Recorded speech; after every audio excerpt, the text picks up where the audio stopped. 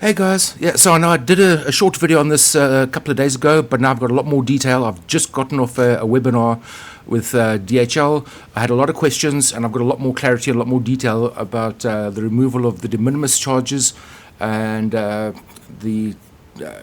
what do you call it, the reciprocal tariffs and all that kind of thing. So this is how it's going to affect you guys, my customers in the States, as well as us and all the others, exporters and suppliers as well. So I did capture a lot of the slides, so we can go through it one by one, and I can explain everything as best I can. These slides are marked unclassified and public, so hopefully there's no copyright issues with DHL. These are their slides, but yeah, let's go through it. Okay, so the removal of the de minimis. This has been in effect since the 1930s.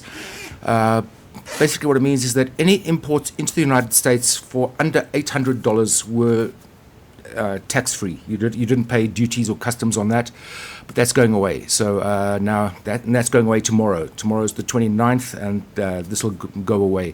So if you're ordering from Temu or Shein or Wish.com or anything, regardless of what it is, you are going to be paid custom. You're going to be charged customs duties on that. That even if it's on its way, as of tomorrow, there will be customs duties. What those customs duties are depends on what the item is. There are different tariff codes for different things, whether it's commodities or food products or electronics or whatever. There are different base tariffs, but that's going to come into effect on pretty much everything, regardless of the size of the package, and that's starting tomorrow, the 29th of August 2025.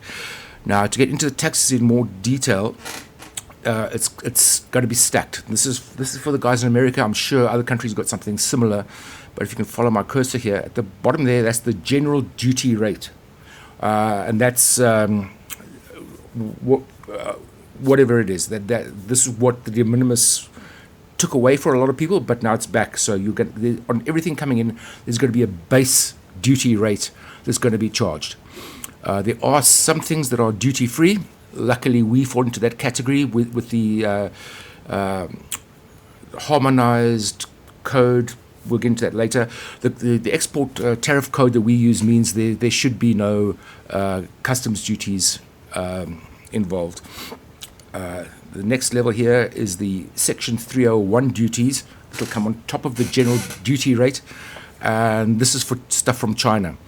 So if I import a T-shirt and then print "I love South Africa" on it and then ship it out, it's still made in China because the tariff code doesn't change. So you'll still get hit the Chinese rate rather than the South African rate, because it's all based on the country of origin, not the country of sending. So anything from China, anything you import that's, if it's coming from Germany, but they printed in Germany or whatever, it's still going to be charged. The difference here, it's got nothing to do with us in the rocks business, but if I imported cotton from China and made a T-shirt here, then it would be made in South Africa and you'd be charged the South African rate, because now the tariff code has changed. It's not for raw cotton, it's now for a T-shirt. It does get a bit murky if I import electronic components and build a more complex electronic component. There's still electronic components. I don't know where it goes from there. There's the IEEPA opioid for China. That's something to do with the reciprocal. We didn't get into. I don't know what that is. Auto parts come in. Steel, aluminium, copper, that gets added on. There's other reciprocal things for Canada and Mexico. And then we get the big one, the IEEPA reciprocal tariffs. This pretty much means that all our rocks, crystals, all your rocks and crystals are going to become more expensive in the near future. Looked up some of the places. For instance, Mexico, 25%. China, 30%. India, 50%. Brazil, 50%. So pretty much all the mineral crystal supplying countries are going to be paying different rates. So sorry guys, all your rocks are going to get more expensive. I know South Africa, we're going to be charged at 30%. But as I say, it is based on the country of origin, not the country of shipping. So a lot of the other countries I ship from, the Malawian stuff, the Congolese stuff, the Namibian stuff, those are going to be around the 15% mark. And yeah, they're going to be around the 15% mark. And I might be able to ship, declaring it as from Eswatini, which is a small landlocked country within South Africa, which is charged at 10%. So we can work together. There might be some shenanigans, and we can save you some money. We can't get rid of it altogether. There are ways we can bring it down. So let's get into that and go on to the next slide. What we can do to prepare. Now that's us as the exporters. We have to get our harmonized tariff system, harmonized tariff codes sorted out. We ship using tariff code 7103-1020, which should be customs duty free in the USA, which means that base tariff code that everything's going to be charged now, we shouldn't be paying that. That you shouldn't be. If you do get a bill for customs duties, just fight it. Go back to FedEx or UPS or DHL, whoever ships it, and say, no, this is, because I've actually spoken to Ian, we are going to be putting on our invoices that not just the tariff code, and we're actually going to state there, this is customs duty free as per, and link to the government website, so they can't make a mistake. We also have to add accurate values, item quantities, country of origin. It's going to take us a while. Our invoices are going to take much longer. But what's going to be, if I ship you 10 kilos of spirit quartz from South Africa, and they're going to add 30% on that, and then I ship you 10 kilos of demantoid garnet from Namibia, and they'll charge you 15% on that, and then malachite from Congo, and I think that's 12.5%. So it all gets calculated to the end, so we have to give a very specific invoice so they can calculate. And I said we might be able to shenaniganize. The crystals do come from Eswatini, so how do they know that my crystals are actually from just this side of the border and not that side of the border? We can work with that. We can do some things.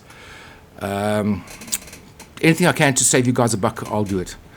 Now the payment of the duties and taxes, because of the de minimis going away, that's going to add 3 to 5 times to the, I have to keep referring to my notes here, that's the advanced duties collection system. So everything that comes into DHL or FedEx or UPS or whatever, they're going to hold those items until the duties are paid. So that's why we're going to have to give them all your details, so that when they receive it at their collection point, they will hold the package, the box, whatever, and then send you.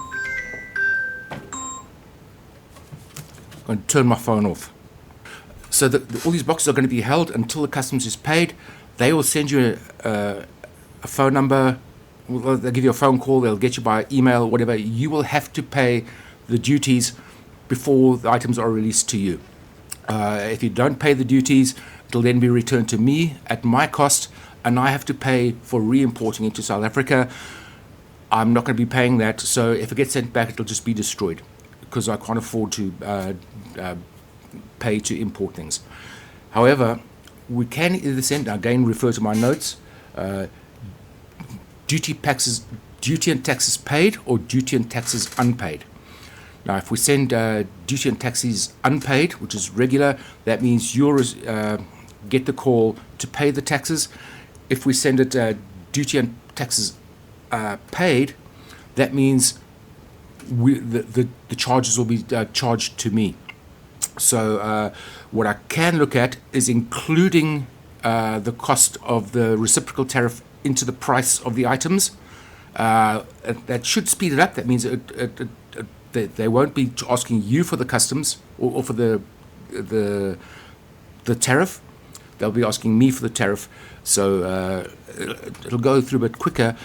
But I have to wonder how we're going to do this, because if I add the tariff to all my items, we've got thousands of items on the websites, and if we add the percentage to that, it's not going to be fair on our customers in other countries other than America. It's only the Americans that are getting hit with these tariffs. So we'll have to figure out how we can do that in future. It is possible.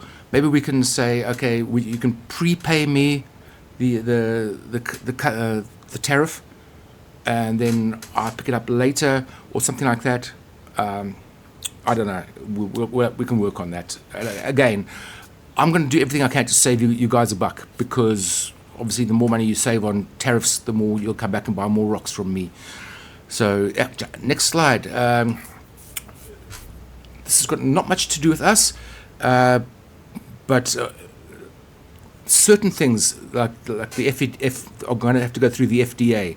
A lot of things that were previously classified as low risk, cosmetics, certain foodstuffs, those are going to now go through an extra vetting process, and again, this is going to slow stuff down from getting into America, and it's going to add to the customs duties and the tariffs charges. So yeah, sorry guys, yeah, your prices are going up, and yeah, we will be marking on each package or each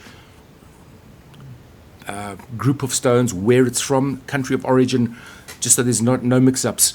So the stuff from Congo will be tariffed at the Congo rate, and the Namibia stuff at the Namibia rate, and the South African stuff probably at the Eswatini rate. I'm going to see if we can slip that in there, because that is the lowest that I can plausibly claim.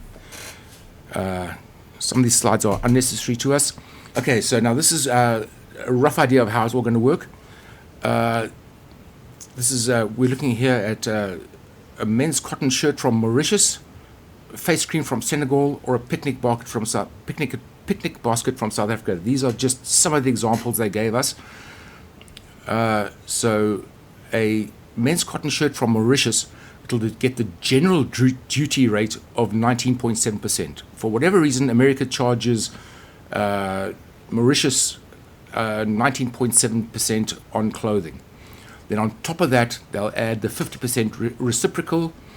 So in total, it'll be $17.35. A picnic blanket from South Africa, they only charge us a 7.2% general duty rate. And then they add on the 30% reciprocal. I said, no, that's not going to pertain to us. We do use tariff code 71031031020. That's unworked, unpolished stones, excluding diamonds, which is duty-free into America. So you shouldn't get charged that. But we are going to have to get a lot more meticulous on our invoices. If we go back here, for instance, we can't just say unworked rocks. We're going to have to explain what it is. I think there's another slide on this next, but let's just go on to the next slide. Things we're also going to have to do is we're going to have to give them a lot more information. So if you order from us, we might ask you for an EIN number or a social security number. That's so they got the info in advance. Normally we'd say 100 kilos spirit quartz crystals, and then they get hung up because they want the weight in carats. Nobody can figure out how to go to Google and convert a carat weight into a kilo weight. It's infuriating, but we will be sending carat weights on the invoices, the HS codes.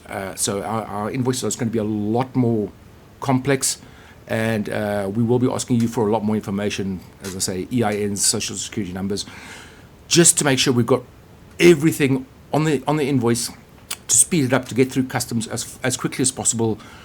Of course, customs is going to be overwhelmed now with the doing away with the de minimis. So we'll do everything we can to grease the wheels to get things through as quickly as possible. What can we do to? That's pretty much what a summary of what the last slide was. So screenshot if you want to have a proper look at it. DHL, they do have the My GTS system, which I'm going to look into. I'm sure FedEx and UPS, they're going to have something similar. This is an AI-powered online tool. this I recommend for everybody. If you don't already have it, please go get yourself your own DHL account or a FedEx account or a UPS account. If you have an account, it's much cheaper than if you're a walk-in customer. And especially if you're shipping at the volumes we do, we get to negotiate our rates, which is why we ship at 60 to 65% less than anybody else, because we get the special rates. So if you are a customer of theirs, you'll get access to this. And yeah, I do just highly recommend becoming a customer of one or all of them. You're probably going to have to jump through hoops. You're going to have to give business details and credit referrals and that kind of thing, but well worth it. So that's the online tool that will help us. I'll get into it and figure it out. But that's for shippers, not so much for customers. So we'll worry about that later. Quality checklist. When we ship out, we do send a customs invoice, a paper invoice, along with the shipment. But we also have to file an online invoice. And we're going to be a lot more, there's going to be a lot more info there. So we are going to be a bit slower in sending. So for instance, we have to give a reason for export. Now, you're getting a bunch of crystals. So I'm going to have to say unpolished, unworked stones and crystals for decorative, collectible purposes or something like that. I haven't really thought it through yet, but we're going to have to put a lot more thought into our invoices, especially on the electronic side, and the electronic side has to match up to the paper side. So again, I'll move out of the way here, get a screenshot of that if you want to. If you're also an exporter, you're going to have to do this as well. Also, yeah, reasons for export. We have to say that it's just for permanent export. It's not repair and return or anything like that. So again, this is just going to make our lives a lot more hassle. But not so much for you. And once again, just reiterating, we have to be very precise in our descriptions, what the goods are for, what their purposes are, what they're made of, blah de blah de blah. Again, just for this is an example. So, for instance, parts or samples would not be good descriptions on the invoices. You'd have to say, instead of samples, you say samples of curtains and interior blinds made of 100% cotton. And instead of parts, you say parts of pumps for liquids fitted with measuring device made of 100% steel. Just going to be headaches for us. And yeah, so there are a bunch of external links. Now, these obviously are not going to be clickable on the video. If I get the file they said they're going to send me, I'll drop all of this into the comment section. If they don't, I'll just move out of the way here. You can just type that into Google, and you can find out more about the details on all of that. But yeah, let me just go back to here. So bottom line, we are going to get a lot more overworked here in sending. Customs is going to get a lot more overworked, so your imports are going to slow down because there are so many more things that are going to have to be tariffed and paid for, and you as the collector or the buyer are going to be paying more for your stones, your crystals, regardless of where they come from. As I said, some of the major countries that supply rocks, crystals, gemstones: Mexico 25%, China 30%, India 50%, Brazil 50%, Indonesia 19%, Pakistan 19%, South Africa 30%. So every country you import from is going to be tariffed at a different rate, and we'll do everything we can to maybe shenanigans, maybe as far as it's legal, we'll try and get away with as much as possible to save you as much as we can. But yeah, that's all I got. That's all I know. And thanks for watching, and cheers. And if you haven't already subscribed, do it, because that way you can join us on our live stream sales. And yeah, pick up some rocks, minerals, crystals at some of the best prices on the internet. Okay, bye.